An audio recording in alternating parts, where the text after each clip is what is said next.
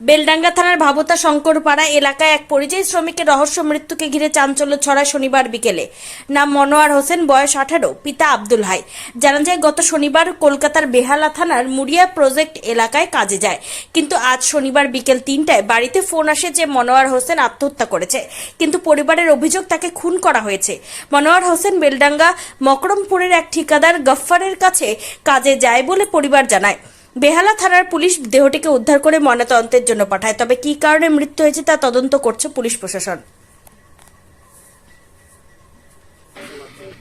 আমি মাঠে আসছি, এসে বাড়িতে বলছে আমার জন্য যে মানব ফোন করেছিল, ওরা কাজে দিচ্ছে, ওর বড় ভাই কাজে দিচ্ছে, বলছে তাহলে কাজে আসুক, অন্য সাইডে যাবে। এই বলে আমি ওই কথা শুনলাম, শুনে আর কিছু বলিনি। যে আমি এরা মাটি ফেলে এই করে গাপা দিয়ে নামাজ পড়তে গেলে, নামাজ পড়ে এসে দেখছি তা বাড়িতে কাঁদাকাঁদি হয়েছে। আমরা খবর মার্ডার করেছে, তা নাহলে আত্মহত্যা করলে তো আগে রাগারাগি থাকলে তো বলতো, আমি বুঝতে পারতাম রাগারাগিতে ফোন করতো না, এই করতো না, সেটা কিছু করতো না।